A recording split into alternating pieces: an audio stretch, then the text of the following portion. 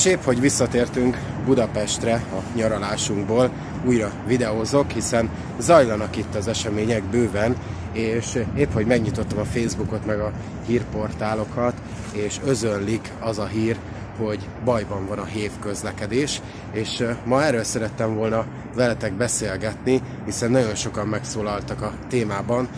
köztük Vitézi Dávid is, aki rengeteg posztot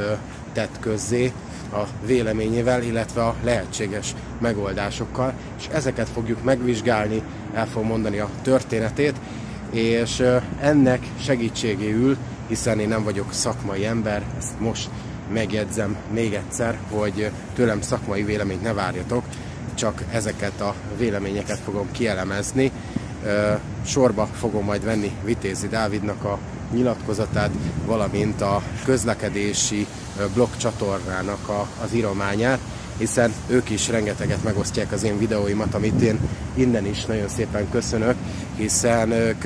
nem szakmai emberként tekintenek rám, hanem egy olyan egyszerű, laikus utasként, amit én akarok is hirdetni magamról,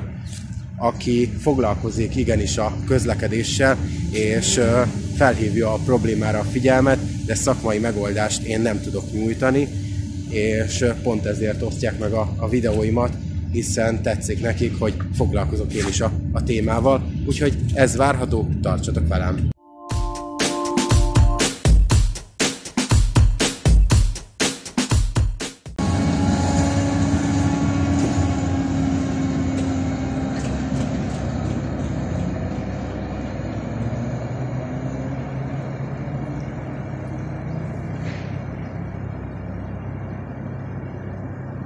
Ha jól emlékszem, talán az év végén, tavaly év végén voltam itt kint videózni Csepelnél, illetve itt a Boráros téren, és akkor még felröppent a hír, hogy az M9-ákat ki fogják vonni a forgalomból, hiszen az átlag életkoruk körülbelül 60 év. Viszont kiderült, hogy nem ezekkel a hívekkel van a legnagyobb probléma,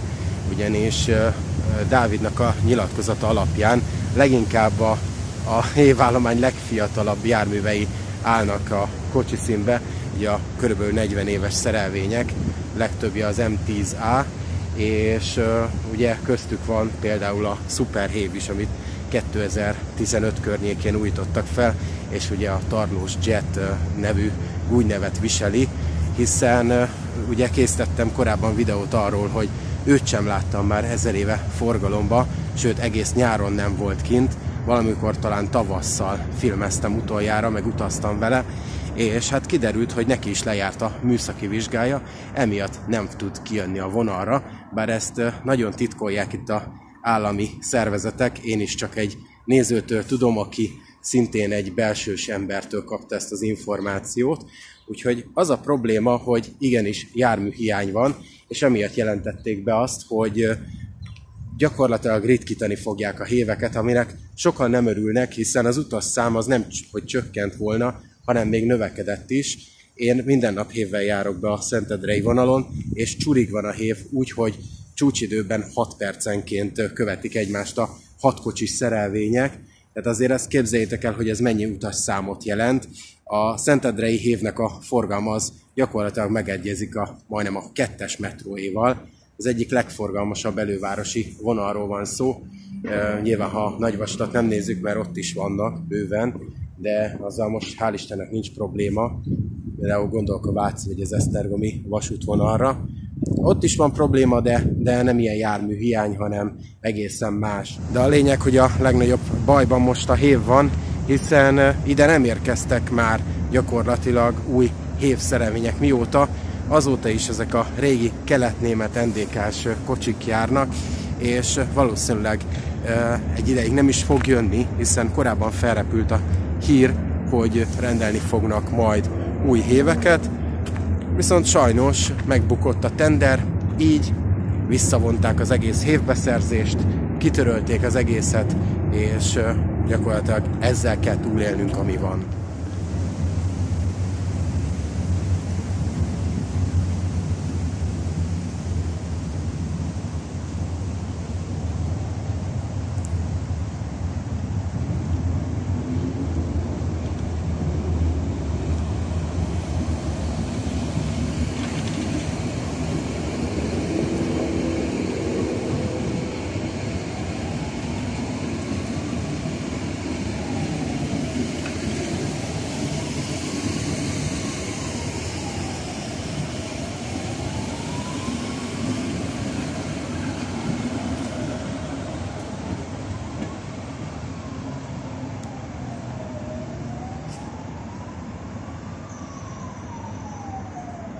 Ugye a legfrissebben kiadott nyilatkozat szerint, ahol ritkítanák a járatokat, az a Csepeli vonal, a Ráckevei, valamint a Gödöllői, tehát a Szentendreihez azért nem mernek hozzányúlni, mert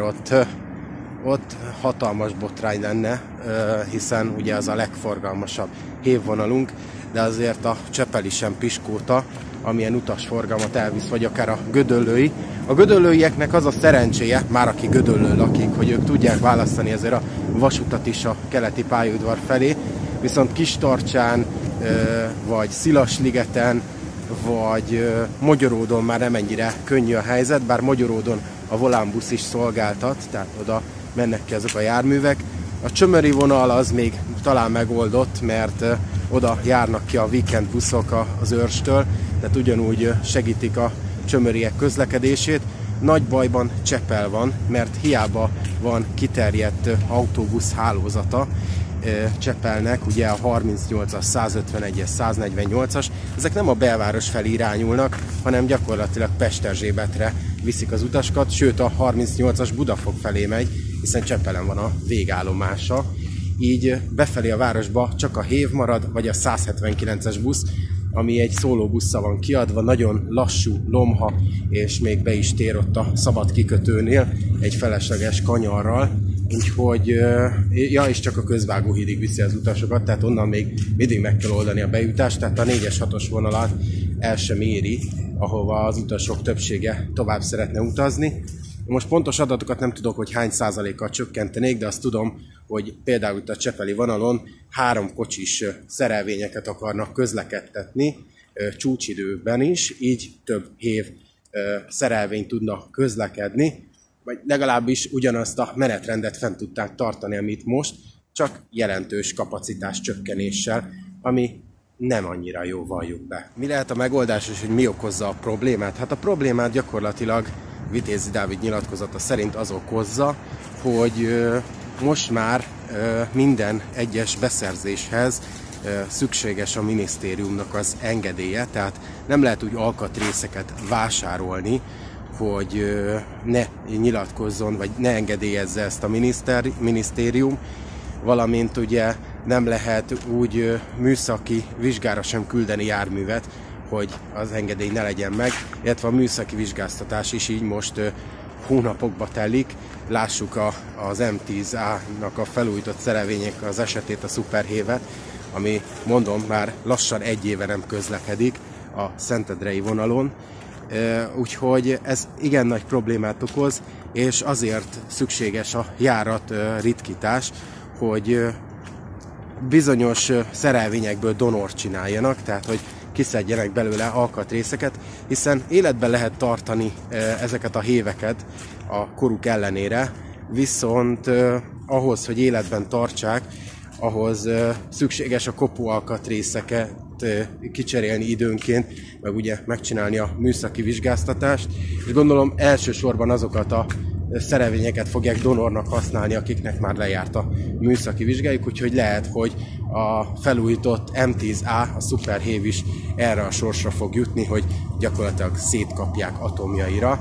Nagyon sajnálatos dolog. Mi lehet a megoldás? Ugye most egy olyan megoldáson gondolkoznak, hogy a csepeli vonalból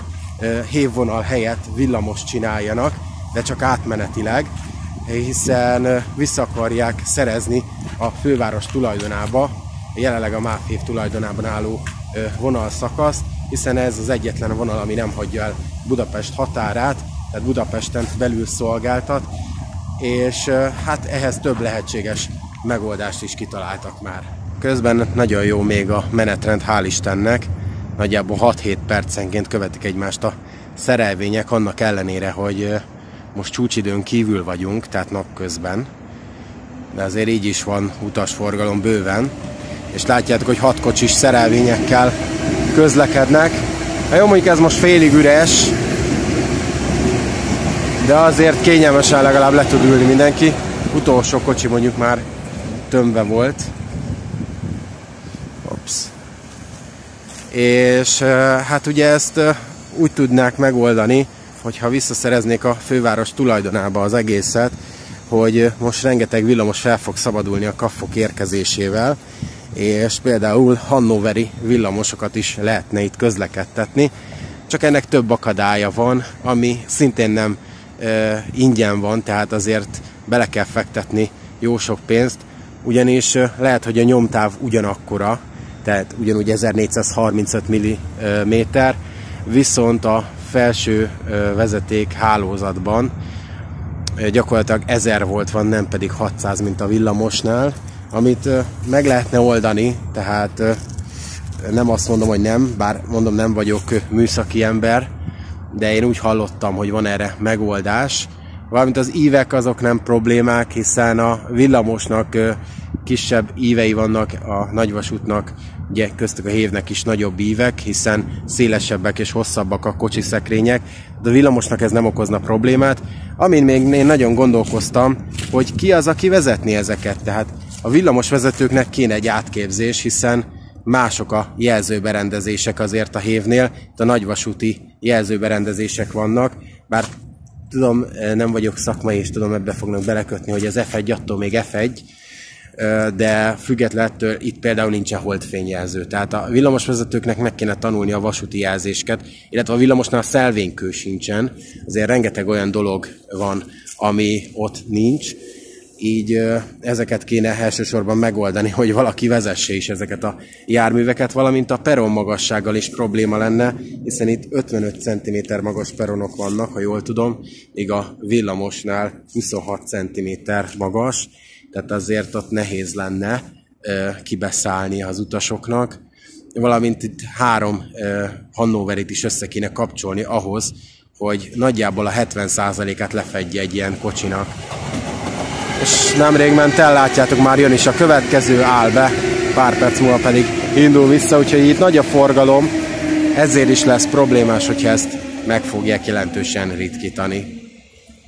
Maga egyébként az ötlet nem hülyeség, hiszen valóban a villamos járműből több van. Nyilván ez is pénzzel járna, viszont a jövőbeli terveket ez elkasszálná, hiszen ugye meg akarták csinálni az észak-déli gyorsvasutat, és akkor megint átalakításokra lenne szükség ahhoz, hogy megvalósíthassák. Bár én nem látom ennek relevanciáját, hogy ez 30 éven belül megvalósulna, hogy itt legyen egy Csepel-Békás-megyer metróvonal, úgyhogy valóban a megoldás talán a villamos lehet, bár a villamos is csak úgy lehetne megoldás, mert most ez csak egy kényszer lehetőség, hogy villamos kocsikkal pótolják a hévszerelvényeket. Úgy lenne igazán jó megoldás, hogyha egy fonódó hálózat alakulna ki Csepelen, tehát nem csak a Boráros tér felé lehetne közlekedni, viszont ez meg még több pénz, hanem lehetne például visszaépíteni a Gubacsi hídon a vágányokat, és akkor el lehetne menni Pesterzsébet felé, vagy akár megépülne már végre az a Galvani híd, és át lehetne menni a Savoya Park irányába, bekapcsolni a budai fonódó villamos hálózatba, és akkor így több irányba jobban eloszlana az utasforgalom, mint hogyha csak befele a Boráros térre lehetne közlekedni egy irányban. Úgyhogy én nem tartottam alapból sem rossz ötletnek a villamosítását, viszont itt a Boráros téren szintén probléma van, hiszen hiába van pár száz méteren belül egymástól a két vágány, össze is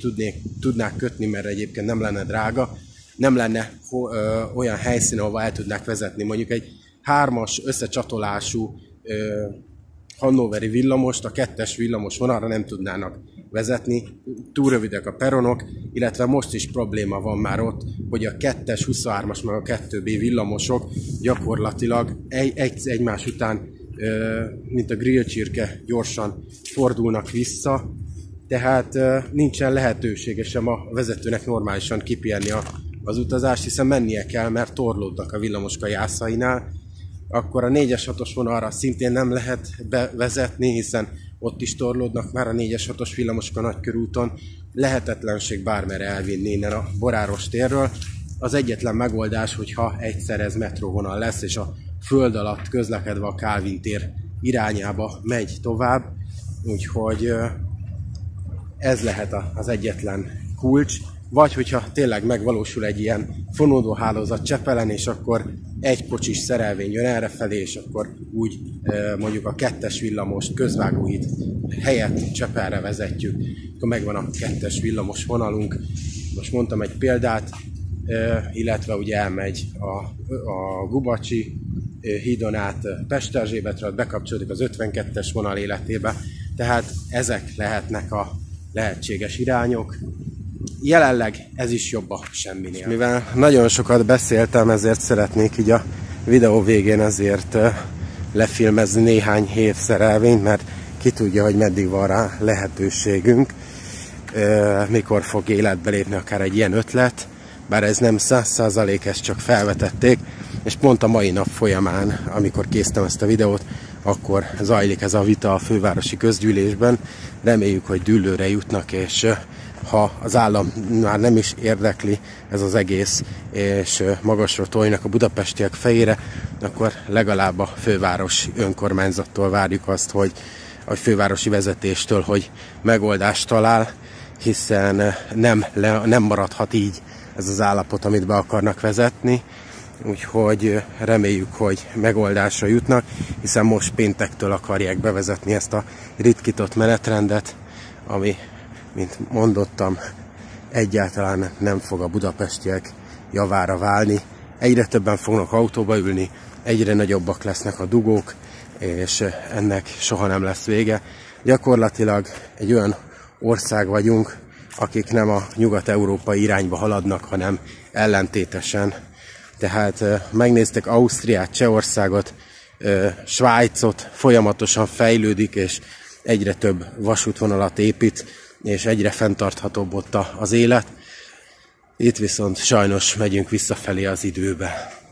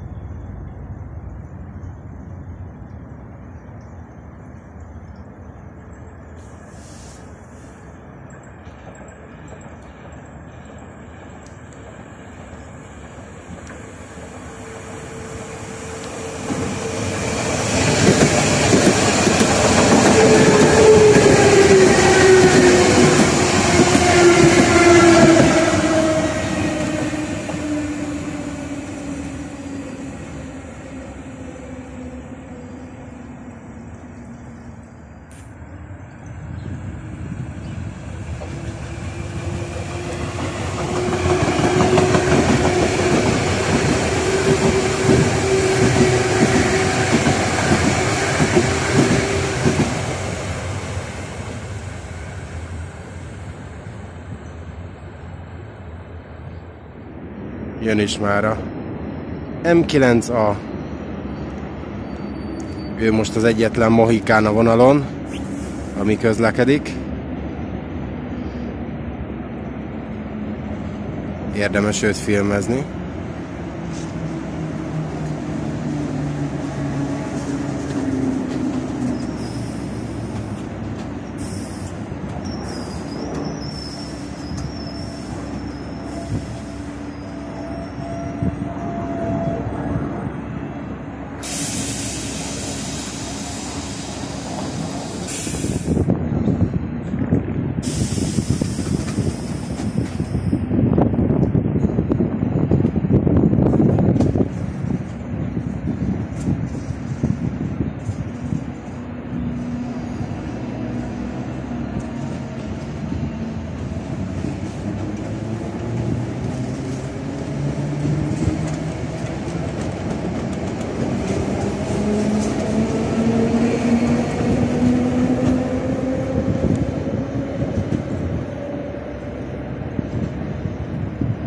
Szóval ez jelenleg a hévnek a helyzet, amit elmondtam nektek. Kíváncsi lennék a saját véleményetekre, hogy hosszú távon szerintetek mi lenne a legjobb megoldás, hogyha villamosvonal lenne a Csepeliből, hogyha megérkeznének az új hévszerelvények, és megrendelnék őket, és maradna hévvonal, vagy ti inkább a metróhálózatba kötnétek be, akár a föld alatt a Kálvin térig, vagy akár tovább. Én őszintén megmondom a véleményemet. Én szeretem a hévüzemet, és gyerekkorom óta járok hévvel, hiszen Óbudán születtem, és ott is éltem nagyon sokáig, sőt jelenleg visszaköltöztem, úgyhogy most is ott élek, és rengeteget közlekedek vele, de én a héveket már ilyen múlt századi járműnek tartom, még ha lehetne is fejleszteni, akkor én azt mondanám, hogy az egész hév közlekedés szűnjön meg, és integrálják bele a városi vagy elővárosi közlekedésbe más módon, hiszen ezek speciális járműk, egyre nagyobb lesz velük a probléma, drágán lehet beszerezni új kocsikat, úgyhogy én őszintén elmondom a véleményemet, a Csepeliből vagy mondom egy ilyen kiterjedt fonódó villamos hálózatot csinálnék, tehát bekötném a budai irányba, északi irányba, meg Pesterzsébet felé, vagy egyébként a sokszor emlegetett M5-ös metróként közlekedtetném, és összekötném például a Szentendrei vonallal, és akkor rá is térek a Szentendreire, azzal kapcsolatban én mindenképp metróvonalat csinálnék belőle. Szerintem nincs értelme a hévnek. A Gödöllőit szintén be lehetne kötni a 2-es metróba, felesleges átszállás nélkül, lehetne egy déli pályaudvar, Gödöllő déli pályaudvar, Cinkota járat, Csömör felé egyébként már felesleges évet üzemeltetni, ott meg lehetne oldani busszal is, ráhordva erre a új metróhálózatra az utasokat, valamint én még a ráckevei hévet pedig egy részét talán itt Soroksárig bekötném a metróhálózatba, az előbb említett Csepel-Békás-megyeri, illetve Szentendrei vonalba, a Soroksártól lefelé eső rész pedig be lehetne simán kötni a kelebélyi vasútvonalba egy ilyen kiágazással, így lehetne egy vonatos közlekedés Ráckevéig. Én így gondoltam, és Ráckeve és Keleti között járhatnának ott vonatok, ott simán össze lehetne kötni, hiszen nagyon közel van egymáshoz a hév, illetve a vasúti vágányok. Ennyi volt a véleményem erről az egészről. Remélem tetszett a videó, és nem fogtok megkövezni engem, de kíváncsi vagyok a véleményetekre. Lájkoljátok, ha tetszett, illetve iratkozzatok fel a csatornára, mert nagyon szépen haladunk, mert kevesebb, mint 300 feliratkozó kell év végéig. Legyetek jók, sziasztok!